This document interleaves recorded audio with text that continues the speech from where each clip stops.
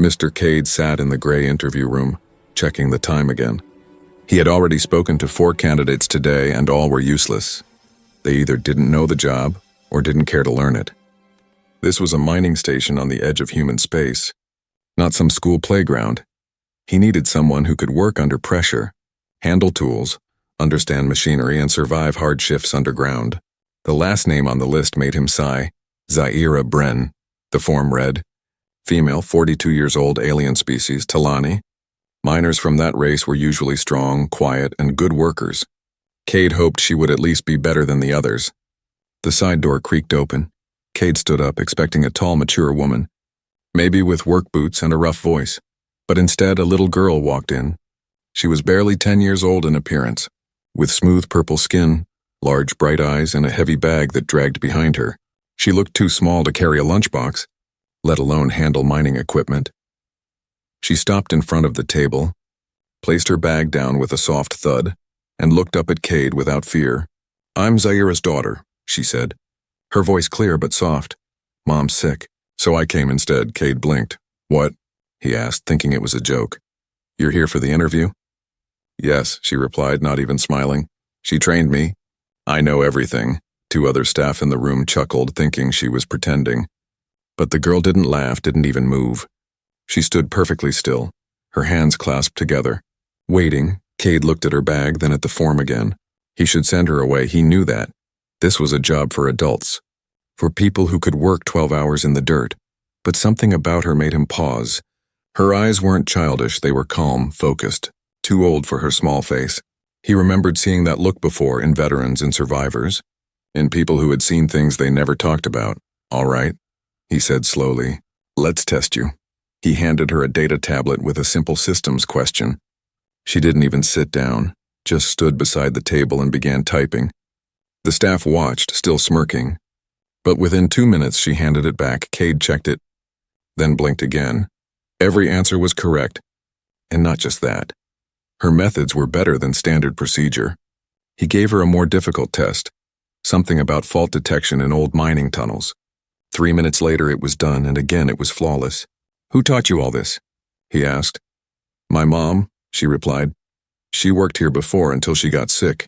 Cade didn't remember a Zaira Bren. He asked, "How long has she been sick?" The girl hesitated just a little. 3 months, she said. "But she still teaches me every day." Something felt off, but Cade didn't push further. He offered her a seat, and she finally sat down, swinging her legs slightly but keeping her posture straight. He asked about safety protocols, pressure suits, coolant levels, even fire hazard zones. She answered everything. Not just with facts, but with reasoning. "She knows more than half the new hires," one of the staff whispered. Cade nodded silently, still not sure how to feel. "What's your name?" he asked. "My name is Mira," she said. "I don't have a last name yet. Our species only gets one after we finish a full cycle of work." That explained some of it. Talani culture was different, and in the outer colonies, children often took responsibilities early. But this was more than that. This girl wasn't just smart. She was prepared, trained, and serious. It was like she came not for a job, but for a mission. Cade leaned back, thinking. He couldn't hire her officially. It would be against every rule in the book. But if everything she said was true and her mother really was sick, who had been keeping the systems running this whole time? He looked up to speak, but she was already packing her bag. "I know you won't hire me," she said quietly, "but thank you for letting me show what I can do." Then she bowed, very slightly, and walked out. Cade didn't stop her. He just stared at the empty chair across the table, wondering why his gut told him that this was only the beginning. The factory was busy again the next morning. Machines roared, sparks flew, and heavy boots echoed down the metal halls. But something felt strange, like a silent whisper had passed through the workers. Everyone was talking about what happened in the interview room yesterday. "Did you hear?" Someone said near the lunch station. "A little alien girl tried to take her mother's place." "Probably a trick," another replied. "Or maybe a joke." But not everyone was laughing. Old Man Brick, one of the oldest welders in the factory, sat quietly in the corner. He sipped his hot drink slowly, his eyes dark and thoughtful. "I've seen that look before," he muttered. "In the mirror long ago." Nobody asked what he meant. They just shifted uncomfortably and walked away. Meanwhile, in his office, Cade stared at Mira's test sheets again. He had run the numbers twice, hoping to find a mistake. But every calculation was right. Every safety note perfect. It wasn't luck, it was skill. But how could a little girl know all this? He opened the employee file again, searching for Zaira Bren. Her name didn't appear in any recent payroll lists. He checked deeper into the archives and found an old record. Zaira had worked here nearly a decade ago. She had been reported injured during a tunnel collapse in Zone 9. Presumed dead, but later marked recovered severely unfit for duty. After that, no more records, no complaints, no follow-ups, no hospital bills, just silence. Cade picked up his compad and called the medical station listed in her file. "Sorry, no one by that name is currently under care," the nurse said. "Are you sure?" he asked. "Positive," came the reply. "That name hasn't shown up here in years."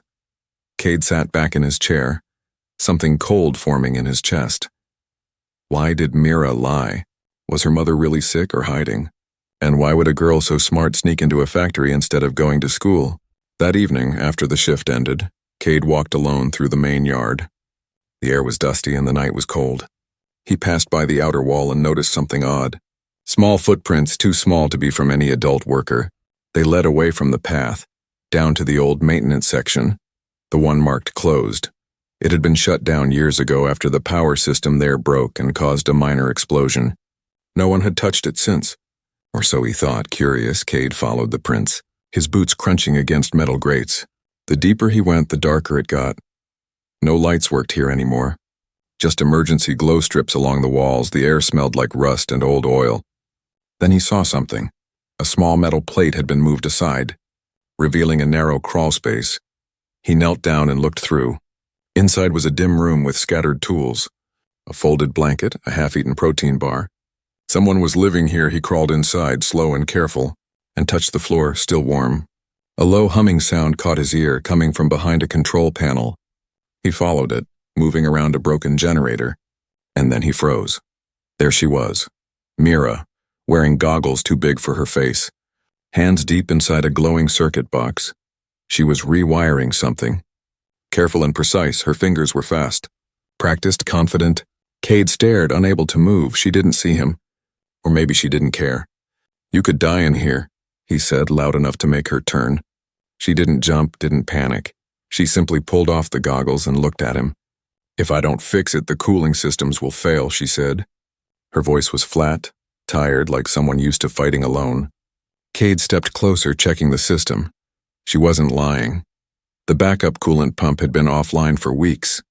If it failed completely, the machines would overheat and explode. "How long have you been doing this?" he asked. She didn't answer, just wiped sweat from her forehead and sat on the floor, breathing hard. Cade crouched beside her. "Your mother's not sick, is she?" he asked softly. She shook her head slowly. "No," she whispered. "They won't let her work again." "So I did, you lied," he said. "I had to," she replied. "No one listens to someone like me." Cade looked around. This wasn't just a hiding place. It was her home, her workshop, her world. A secret corner of the factory where a little girl saved everyone without thanks. He didn't speak for a long time. He just sat beside her, watching the glow of the repaired circuit flicker. Then he whispered, "You shouldn't be down here alone." She looked up at him, her eyes full of something old, something deep. "I always am," she said. And in that moment, Cade knew. This was more than a job, more than a lie. This was a cry for help, one hidden under wires, circuits, and silence. And he wasn't sure if he was ready to hear it. Cade returned to the factory early the next morning. He couldn't stop thinking about Mira.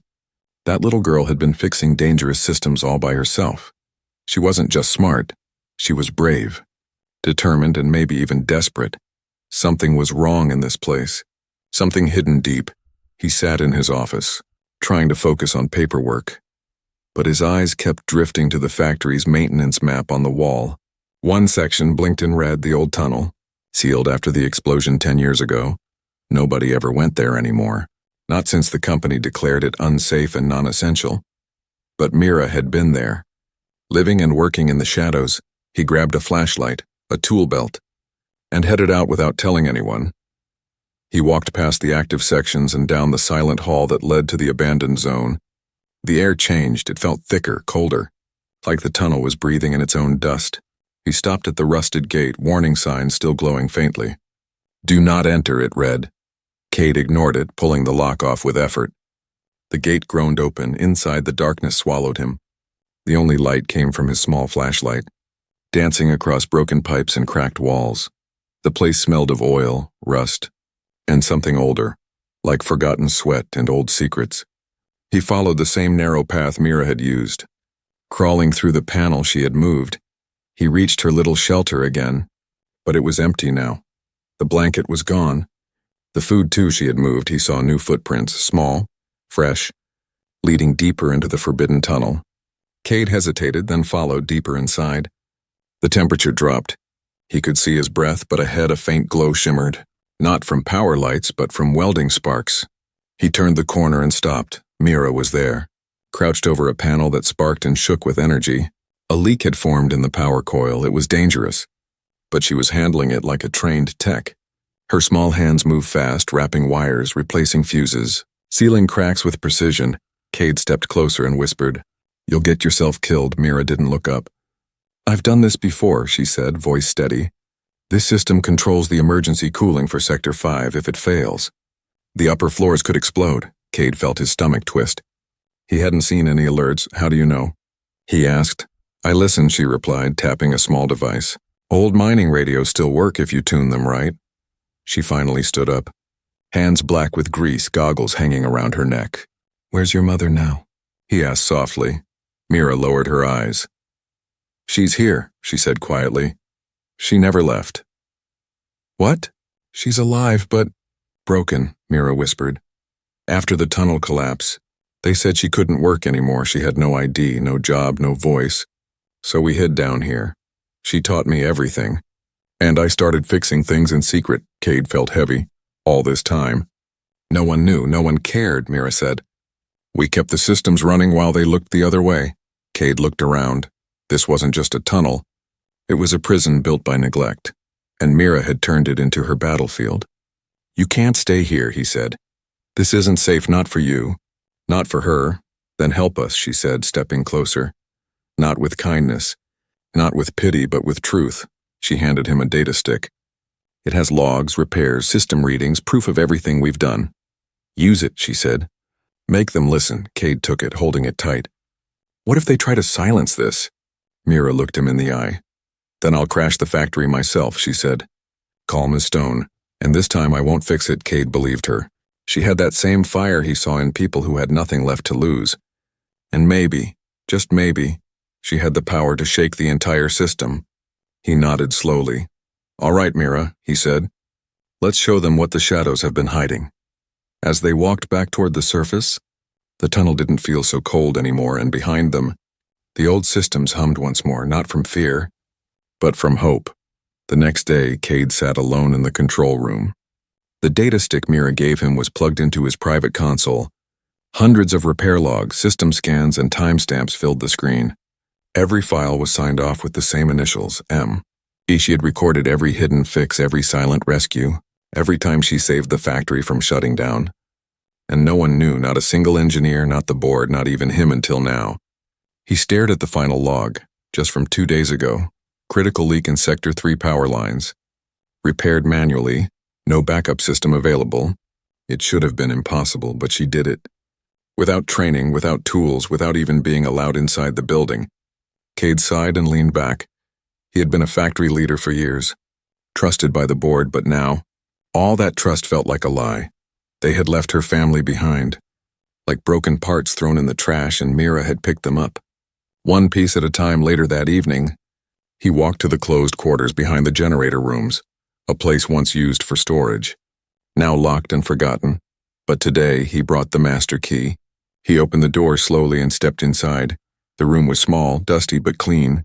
In one corner sat a woman, thin, pale, her body wrapped in an old blanket. She looked up with tired eyes but didn't speak. "Mira's mother?" Cade asked gently. She nodded once. Her voice was soft, cracked from silence. "I told her not to come," she said, but she wouldn't listen. "You raised a fighter," Cade replied, kneeling beside her. "She's been keeping this whole factory alive, I know," the woman whispered. "I taught her everything I knew and she took it further. Why didn't you come to me?" He asked, "Why hide?" She gave a weak laugh. Because I was already erased, she said.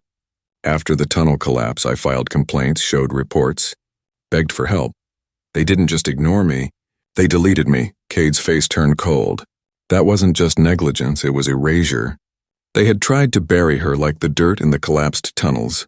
Mira stepped in quietly, holding a new pair of boots and a data pad. She looked at her mother, then at Cade.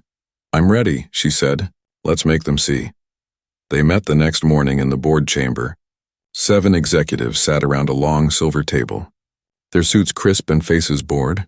Cade stood in the center, Mira beside him, holding the data stick like a weapon. What is this about? One board member asked, tapping his fingers. You're wasting our time. Cade inserted the data stick and began showing the files. Repair logs, time-stamped footage, system reports, every one of them showing Mira's work. Then he showed the power coil video. The moment Mira saved Sector 5 from meltdown, the board members stopped whispering. One of them leaned forward, squinting at the screen. Who authorized this child to touch company equipment? He snapped. She did, Cade said. Because no one else did. This is illegal, another barked. She's underage, unauthorized, untrained. Untrained? Cade interrupted. She fixed what your trained team missed for weeks. They tried to dismiss the evidence. But Cade wasn't done. He played a final file, a voice recording from Mira's mother, detailing the tunnel collapse, the cover-up, and her blacklisted status. The room fell silent.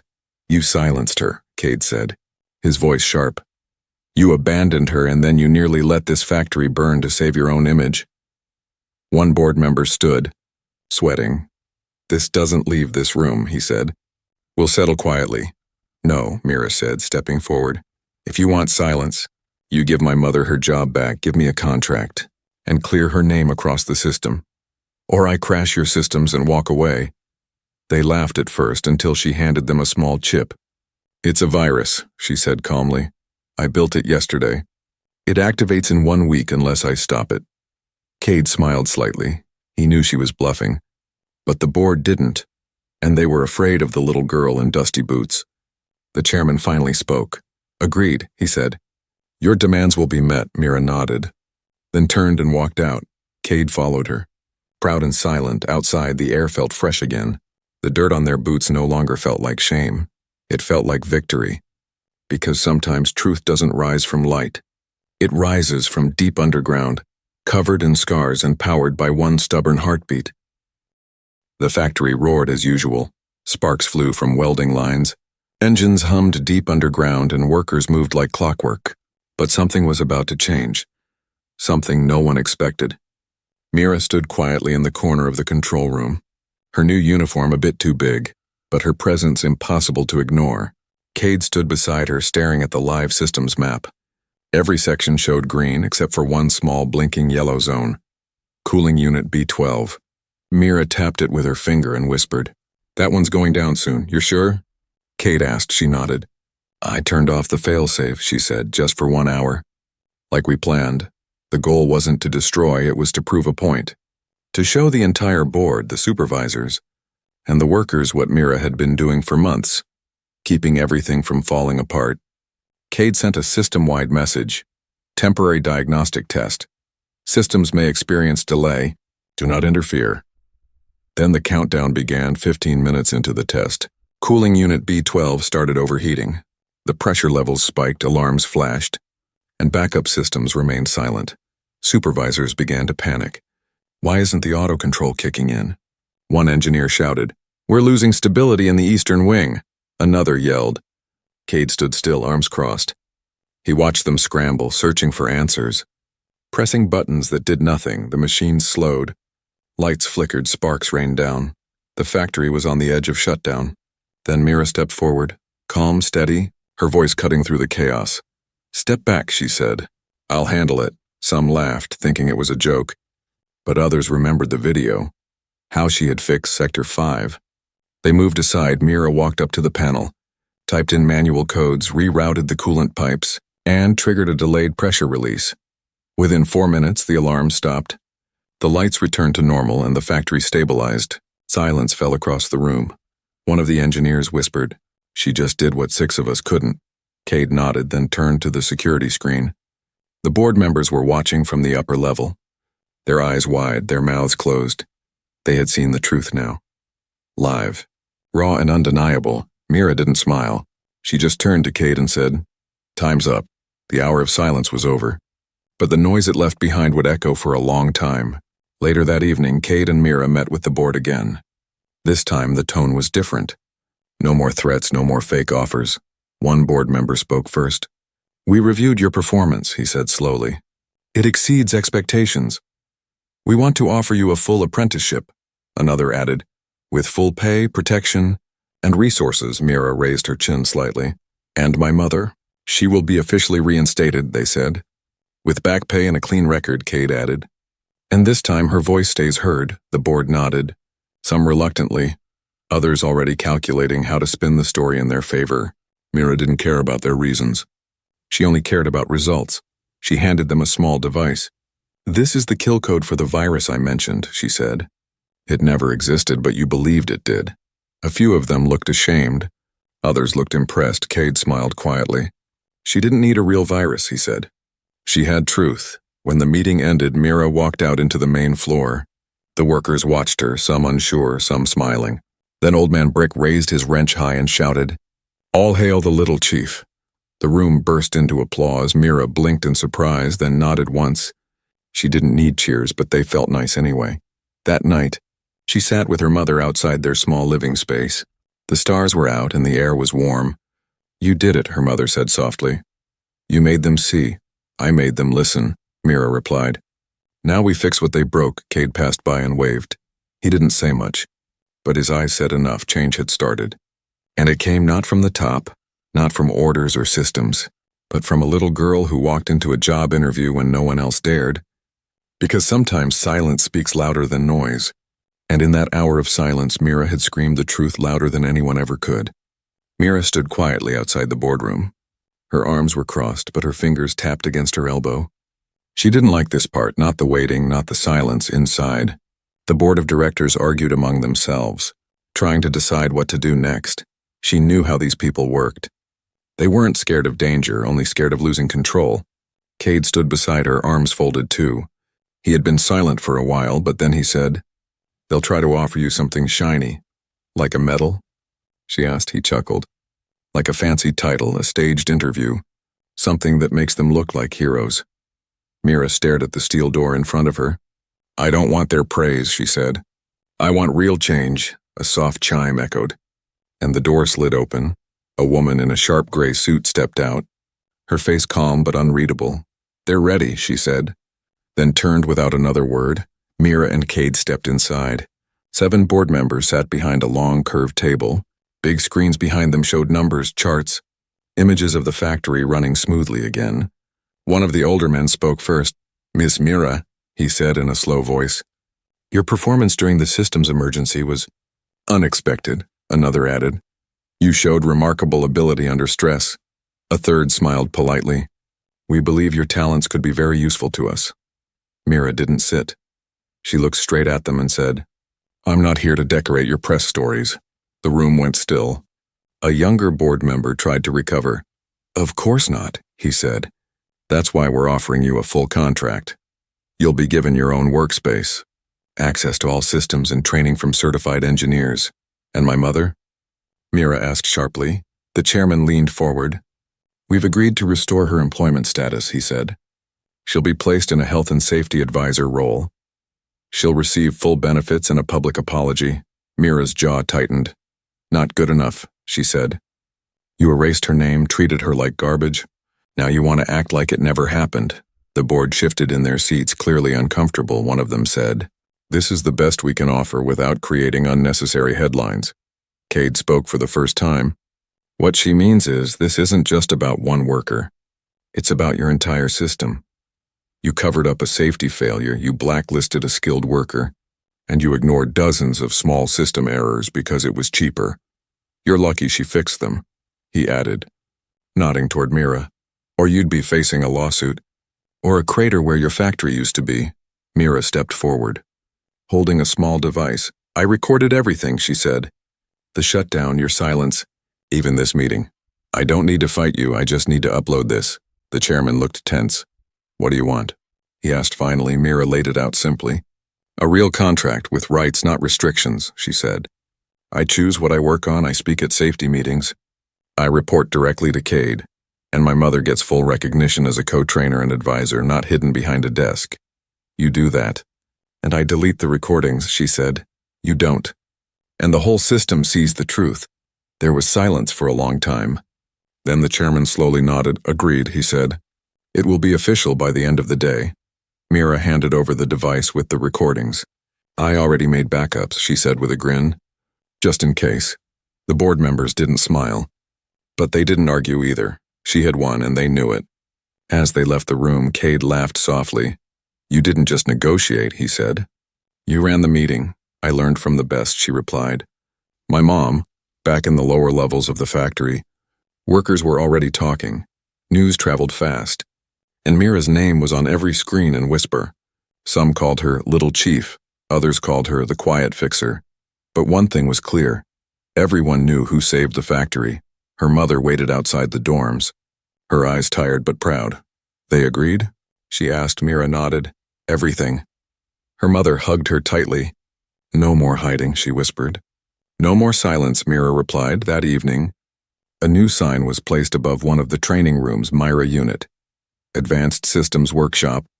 Below it, a second plaque read, in honor of Zaira Bren, survivor. Mentor. Fighter. No cameras filmed it. No media covered it. But every worker who passed by nodded in respect. Because down in the dirt, truth had grown strong roots, and no boardroom could bury it again. A month passed since the deal with the board. The factory was still noisy, dusty, and tough. But something was different now. Not in the machines, but in the people. Mira now walked through the factory halls in a clean gray uniform with orange trim. It wasn't fancy, but it had her name on it. Not her mother's name, not someone else's number. Hers, Mira. People no longer stared at her like she didn't belong. Now they nodded with respect, some even smiled. One man handed her a small snack each morning and said, For the Little Chief. She tried to act like she didn't like the nickname, but deep down it made her heart warm. Cade met her every morning outside the systems room. They checked the energy levels together, inspected the older tunnels, and updated the safety logs. Sometimes they didn't even need words. She knew what to do, and he trusted her to do it. Her mother, Zaira, worked in the safety office now. She trained new recruits, taught them what the manuals didn't say, like how to smell overheating coolant before the sensors beeped, or how to listen to the silence in a tunnel. It always said something. Her voice was heard now, recorded, shared, and respected. Even the board invited her once a week to talk about worker safety. She never smiled at them, but she spoke with strength. One day, a visitor from Central Headquarters arrived. A clean-shaven man in a shiny suit. Carrying a small camera drone, he asked to film Mira at work. It'll be a good story, he said. A little alien girl saves the day. Mira shook her head. I didn't save the day, she replied. I just refused to let it break. The man tried again. But she walked away. She wasn't a symbol. Not for show, she was here to work, to protect, to fix. That night, Mira sat outside the factory with Cade and her mother. They shared a quiet meal. Warm bread, boiled roots, and a small glass of sweet juice. The sky was clear, stars shining like metal sparks across black velvet. Do you miss the tunnels? Cade asked Mira. She looked up, surprised. Sometimes, she admitted. They were dark, but honest. In the tunnels, things break or they work. No lies in between. Her mother nodded slowly. Up here, things look clean, but they still crack, she said. Just in places people don't see. That's why we stay, Mira said, finishing her drink. To see what others won't. The next morning, the factory's central AI glitched. The command systems froze, and the whole line of machines shut down for 3 minutes. People panicked, rushing to find the cause. Before anyone moved, Mira was already on the floor. Hands deep in the system, she didn't ask for help. She didn't wait for instructions. She just acted when the system came back online. People clapped again. Not because it was surprising, but because they now expected it. They trusted her. Later that day, a new worker approached her. He was tall, nervous, and new to the factory. I don't understand the wiring map, he admitted. Everyone says you can explain it better than the manual. Mira smiled gently. She took his hand and guided him through the lines. using simple words. At the end, he nodded, eyes wide with understanding. "Thanks, Chief," he said before hurrying off. Mira stood still for a moment. She realized something. She wasn't just fixing machines anymore. She was fixing people, systems, habits that evening. She updated the protocols and added one line at the top. "If you see something broken, fix it even if no one asks you to." She didn't sign her name, but Cade knew it was her before leaving. She walked to the old tunnel entrance. It was locked now, with warning signs and thick steel bars. But behind those bars was the place where it all began. The place where silence taught her how to speak. She stood for a long time, remembering the darkness. Then she whispered, "Thank you," and walked away. Mira wasn't the same girl who walked into that interview weeks ago. She wasn't just the daughter of a forgotten worker. She was now a voice in a loud factory, a steady hand in a shaking system, a fixer of more than just wires and engines. And under the buzzing lights, with oil on her sleeves and purpose in her eyes, Mira had become what no one expected, a leader. But not the kind who shouted orders. She was the kind who listened, acted, and stood her ground, because in the end, it wasn't her age, her species, or her size that mattered. It was the fire in her heart, the one that refused to go out even in the darkest tunnels.